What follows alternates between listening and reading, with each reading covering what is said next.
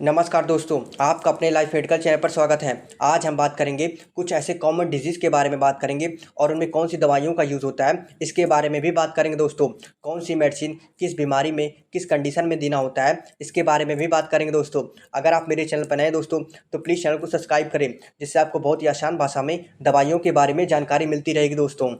जैसे कि पहली बीमारी के बारे में बात करें तो यदि किसी पेशेंट को माइग्रेन की समस्या रहती है, माइग्रेन अर्थात सर दर्द या तो लेफ्ट साइड या तो राइट साइड होता है दोस्तों। इस कंडीशन में डॉक्टर कौन सी दवा प्रिस्क्राइब करता है, इसके बारे में बात करें तो naproxen tablet, headset tablet, Vasograin tablet, Flunarin tablet, Rizact tablet, इन पाँचों में से कोई भी एक मेडिसिन डॉक्टर पेशेंट के कंडीशन के अनुसार दवा प्रिस्क्राइब करता है दोस्तों। जैसे कि दूसरी बीमारी के बारे में बात करें तो यदि किसी पेशेंट को पीलिया की बीमारी हो, तो पीलिया की बीमारी में कौन से मेडिसिन का प्रयोग करना रहता है, इसके बारे में बात करें तो जिस पेशेंट को पीलिया की दिक्कत रहती है, उसका शरीर काफ़ी कमज़ोर हो जाता है, शरीर में पोषण की कमी हो जाती है, तब आप इस कंडीशन में मल्टीविटामिन टैबलेट या तो मल्टीविटामिन सिरप का इस्तेमाल कर सकते हैं। जैसे कि हेल्थ ओके टैबलेट या तो हेल्थ ओके सिरप या तो टैबलेट या तो सिरप का इस्तेमाल कर सकते हैं। साथ में उस पेशेंट को गैस ना बनाए तब आप पेंटॉप डीएसआर भी दे सकते हैं। और पीलिया की बीमारी को रोकने के लिए एक एंटीबायोटिक मेडिसिन भी देना होता है दोस्तों, जो कि पीलिया की बीमारी फैले ना, तब आप क्लेबम 625 दे सकते हैं। साथ में लीवर को हेल्दी बनाए रखने के लिए आप लिप 52 सिरप दे सकते हैं दोस्तों। तो ये 4 तरह की दवाइयाँ पीलिया में यूज़ होती हैं दोस्तों। तीसरे बीमारी के बारे में बात करें तो यदि किसी पेशेंट का बीपी लो रहता है, बीपी लो होने पर कौन सी दवाइयाँ देनी होती हैं, इसके बारे में बात करें तब आप ओआरएस अर्थात इलेक्ट्रॉल पाउडर दे सकते हैं। बीपी लो होने पर पेशेंट का शरीर काफ़ी कमज़ोर हो जाता है, तब आप उसको एक मल्टीविटामिन टैबलेट दे सकते हैं, जैसे कि जिंक कोविड टैबलेट या ए टू जेड टैबलेट। इन दोनों में से कोई भी आप एक टैबलेट का इस्तेमाल कर सकते हैं। यदि व्यक्ति का बीपी काफ़ी लो हो जाता है, तब आप इस कंडीशन में आईवी फ्लूइड चलाया जाता है दोस्तों, जैसे कि ग्लूकोज में मल्टीविटामिन इंजेक्शन मिलाकर पेशेंट को दिया जाता है दोस्तों। जैसे कि चौथी बीमारी के बारे में बात करें तो यदि किसी पेशेंट की आंखों में इन्फेक्शन हो गया हो, जैसे कि आंखों का लाल होना, आंखों में दर्द होना, आंखों में खुजली होना या आंखों से पानी आने जैसी समस्या रहती है, तब आप इस कंडीशन में कौन से आई ड्रॉप का इस्तेमाल कर सकते हैं, इसके बारे में बात करें तब आप सिप्लॉक्स आई ड्रॉप का इस्तेमाल कर सकते हैं, जिसका कंपोजिशन होता है सिप्रोफ्लॉक्सासिन। या फिर आप मॉक्सिकिप आई ड्रॉप का इस्तेमाल कर सकते हैं, जिसका कंपोजिशन होता है मॉक्सीफ्लॉक्सासिन। या फिर आप टोबाडीएम आई ड्रॉप का इस्तेमाल कर सकते हैं, जिसका कंपोजिशन होता है टोब्रामाइसिन एंड डेक्सामेथासोन दोस्तों। या फिर आप चौथी आई ड्रॉप का इस्तेमाल कर सकते हैं, उसका नाम है ईडीफिनिकॉल आई ड्रॉप दोस्तों। इन चारों में से कोई भी आप एक आई ड्रॉप का इस्तेमाल आई इन्फेक्शन के लिए कर सकते हैं। जैसे कि पांचवें बीमारी के बारे में बात करें तो यदि किसी पेशेंट के कान में इन्फेक्शन हो गया हो, जैसे कि कान में दर्द हो रहा हो, कान में फोड़ी फुंसी हो गए हो, कान का बहना या कान में खुजली हो रहा है दोस्तों, तब आप इस कंडीशन में कौन से ईयर ड्रॉप का इस्तेमाल कर सकते हैं, इसके बारे में बात करें तब आप ईयरवेल ईयर ड्रॉप का इस्तेमाल कर सकते हैं, या फेविस्टिन डी का इस्तेमाल कर सकते हैं, या क्लियर वैक्स ईयर ड्रॉप का इस्तेमाल कर सकते हैं। इन तीनों में से कोई भी आप ईयर इन्फेक्शन में इस्तेमाल कर सकते हैं दोस्तों। छठी बीमारी के बारे में बात करें तो यदि किसी महिला को पीरियड्स में ज़्यादा ब्लीडिंग की समस्या रहती है, तब आप इस कंडीशन में कौन सी मेडिसिन का इस्तेमाल कर सकते हैं, इसके बारे में बात करें तब आप इथेमसाइलेट टैबलेट या इथेमसाइलेट इंजेक्शन या तो टैबलेट या तो इंजेक्शन का प्रयोग कर सकते हैं। या फिर आप ट्रेनेजमिक एसिड टैबलेट या ट्रेनेजमिक इंजेक्शन का इस्तेमाल कर सकते हैं। इन दोनों में से कोई भी आप एक मेडिसिन का इस्तेमाल पीरियड्स में ब्लीडिंग को रोकने के लिए इस्तेमाल कर सकते हैं। सातवीं बीमारी के बारे में बात करें तो यदि किसी पेशेंट को सूजन की समस्या रहती है, उसके हाथ पैरों में सूजन, उसके जोड़ों में सूजन रहता है अर्थात इन्फ्लामेशन की समस्या रहती है, तब आप इस कंडीशन में कौन सी मेडिसिन का प्रयोग कर सकते हैं, इसके बारे में बात करें तब आप कैमरान 4 टैबलेट का इस्तेमाल कर सकते हैं, या फिर आइबुप्रोफेन टैबलेट का इस्तेमाल कर सकते हैं, जो सूजन में दर्द को कम कर सकता है। साथ में आप पिरोक्स टीटी टैबलेट का भी इस्तेमाल कर सकते हैं, जो जोड़ों में दर्द व जोड़ों में सूजन को कम कर सकता है। और साथ में आप कीटोरोल डीटी टैबलेट का भी इस्तेमाल कर सकते हैं, जैसे कि जब आपके दांतों में दर्द रहता है वह दांतों में सूजन हो जाता है दोस्तों, तब आप कीटोरोल डीटी टैबलेट का इस्तेमाल कर सकते हैं। या फिर आप बीटामेथासोन या डेक्सामेथासोन टैबलेट का भी इस्तेमाल कर सकते हैं दोस्तों, जो सूजन व दर्द को कम कर सकता है। इन पाँचों में से कोई भी आप एक दवा का इस्तेमाल सूजन को कम करने के लिए इस्तेमाल कर सकते हैं। यदि किसी पेशेंट को गठिया की बीमारी रहती है, तो गठिया की बीमारी को ठीक करने के लिए डॉक्टर कौन सी दवा प्रिस्क्राइब करता है, इसके बारे में बात करें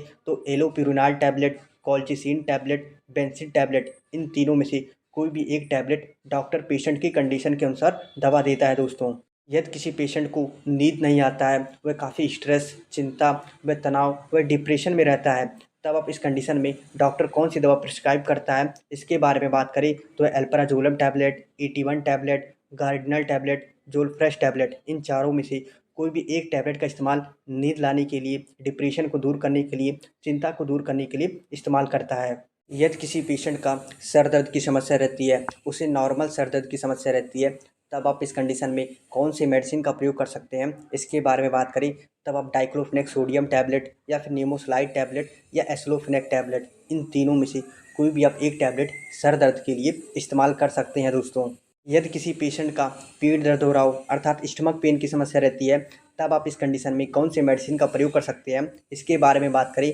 तब आप मेप्टाल स्पास टैबलेट या ड्रोटावेरिन टैबलेट, इन दोनों में से कोई भी आप एक टैबलेट का इस्तेमाल पेट दर्द के लिए कर सकते हैं दोस्तों। यदि किसी पेशेंट को उल्टी की समस्या रहती है तो उल्टी की कंडीशन में कौन सी मेडिसिन का प्रयोग कर सकते हैं, इसके बारे में बात करें तब आप ओंडेम सेट्रॉन दे सकते हैं। साथ में उस पेशेंट को गैस ना बनी तब आप पेंटॉप DSR दे सकते हैं और उस पेशेंट के डाइजेशन के लिए यूनी एंजाइम टैबलेट भी दे सकते हैं दोस्तों। यदि पेशेंट को बार बार उल्टी की समस्या रहती हो, लगातार उल्टी होता रहता है, तब आप इस कंडीशन में ओंडेम सेट्रॉन इंजेक्शन का इस्तेमाल कर सकते हैं दोस्तों। यदि किसी पेशेंट को कब्ज की समस्या रहती है तब आप इस कंडीशन में कौन से मेडिसिन का प्रयोग कर सकते हैं, इसके बारे में बात करें तब आप ट्यूलोफ्लक्स टैबलेट दे सकते हैं या फिर लैक्टोलो सिरप दे सकते हैं, या तो टैबलेट या तो सिरप का इस्तेमाल कर सकते हैं कब्ज को ठीक करने के लिए। यदि किसी पेशेंट के स्किन में खुजली होता है, रैशेस हो जाता है, वह दाने निकल जाते हैं, तब आप इस कंडीशन में एंटी एलर्जिक मेडिसिन का इस्तेमाल करना होता है दोस्तों। जैसे कि आप लिवोसिट्राजिन टैबलेट का इस्तेमाल कर सकते हैं या फिर सिट्राजिन टैबलेट का इस्तेमाल कर सकते हैं या फिर हाइड्रोक्सीजिन टैबलेट का इस्तेमाल कर सकते हैं।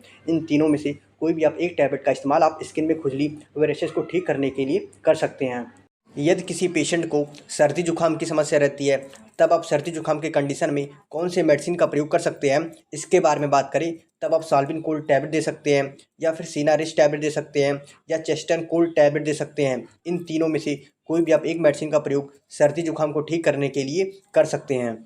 यदि किसी पेशेंट को चक्कर आता है अर्थात उसे वर्टिगा की समस्या रहती है, तब आप इस कंडीशन में कौन से मेडिसिन का प्रयोग कर सकते हैं, इसके बारे में बात करें तब आप बीटास्टिन टैबलेट या सिनर्जिन टैबलेट, इन दोनों में से कोई भी आप एक मेडिसिन का प्रयोग चक्कर को रोकने के लिए कर सकते हैं। यदि किसी पेशेंट को घाव लग गया है तो घाव को सुखाने के लिए कौन कौन से एंटीबायोटिक मेडिसिन का प्रयोग करते हैं, इसके बारे में बात करें तब आप क्लेवम 625 दे सकते हैं या फिर सिप्रोबिट टैबलेट दे सकते हैं या एजिथ्रोमाइसिन टैबलेट दे सकते हैं या कोट्रिमाजोल टैबलेट दे सकते हैं या सिफिक्सियम टैबलेट दे सकते हैं। इन पाँचों में से कोई भी आप एक एंटीबायोटिक मेडिसिन का प्रयोग घाव को सुखाने के लिए कर सकते हैं आप। यदि किसी पेशेंट को बार बार एसिडिटी की समस्या रहती है अर्थात उसे पेट में गैस की समस्या रहती है, वह पेट में जलन होता है, वह पेट फूलना, वह गैस के कारण डकार आना, वह सीने में जलन जैसी समस्या रहती है, तब आप इस कंडीशन में कौन से गैस की गोली का प्रयोग कर सकते हैं, इसके बारे में बात करें तब आप पेंटॉप DSR दे सकते हैं, पेंटॉप D दे सकते हैं, एसीलॉक 300 दे सकते हैं या ओमिप्राजोल कैप्सूल दे सकते हैं दोस्तों। इन चारों में से कोई भी आप एक मेडिसिन का प्रयोग गैस को ठीक करने के लिए कर सकते हैं या फिर आप सिरप का भी इस्तेमाल कर सकते हैं दोस्तों। जैसे कि डॉक्टर गैस सिरप का इस्तेमाल कर सकते हैं, स्टोमाफिट सिरप का इस्तेमाल कर सकते हैं, ओमी सिरप का इस्तेमाल कर सकते हैं। इन तीनों में से कोई भी आप एक सिरप का इस्तेमाल गैस को ठीक करने के लिए अर्थात एसिडिटी को ठीक करने के लिए इस्तेमाल कर सकते हैं दोस्तों। यदि किसी पेशेंट को किडनी में पथरी हो जाता है, तब आप इस कंडीशन में कौन से मेडिसिन का प्रयोग कर सकते हैं, इसके बारे में बात करें तब आप नैरी सिरप का इस्तेमाल कर सकते हैं या पथरी नाशक सिरप का इस्तेमाल कर सकते हैं या सिस्टोन सिरप का इस्तेमाल कर सकते हैं। इन तीनों में से कोई भी आप एक सिरप का इस्तेमाल किडनी में जो पथरी है उसे ठीक करने के लिए इस्तेमाल कर सकते हैं दोस्तों। यह जो सिरप होता है जो किडनी में पथरी हुआ है आपको, वह गलाकर यूरिन के रास्ते बाहर निकाल देता है दोस्तों। यदि किसी पेशेंट को फोड़े फुंसी हुए हैं तो फोड़े फुंसी को सुखाने के लिए कौन से एंटीबायोटिक मेडिसिन का प्रयोग करना चाहिए, इसके बारे में बात करें तब आप क्लेवम 625 दे सकते हैं या फिर सिप्रोबिट दे सकते हैं या फिर कोट्रिमाजोल दे सकते हैं दोस्तों। इन तीनों में से कोई भी आप एक एंटीबायोटिक मेडिसिन का प्रयोग फोड़े फुंसी को सुखाने के लिए आप इस्तेमाल कर सकते हैं दोस्तों। यदि किसी पेशेंट को मुंह में बार बार छाले होते हैं, तब आप इस कंडीशन में कौन से जेल का इस्तेमाल कर सकते हैं, इसके बारे में बात करें तब आप ओरोसोर ऑइंटमेंट का इस्तेमाल कर सकते हैं या फिर ओरेक्स ऑइंटमेंट का इस्तेमाल कर सकते हैं। इन दोनों में से कोई भी आप एक ऑइंटमेंट का इस्तेमाल मुंह के छालों को ठीक करने के लिए आप इस्तेमाल कर सकते हैं और साथ में आप बीकासोल कैप्सूल का भी इस्तेमाल कर सकते हैं दोस्तों। तो दोस्तों आज हमने बात की कुछ ऐसे कॉमन डिजीज़ के बारे में बात की और उनमें कौन कौन सी दवाइयों का यूज़ होता है इसके बारे में भी बात की दोस्तों। अगर आपको ये वीडियो अच्छी लगी हो तो प्लीज़ चैनल को लाइक शेयर सब्सक्राइब जरूर करें, जिससे आपको बहुत ही आसान भाषा में दवाइयों के बारे में जानकारी मिलती रहेगी दोस्तों।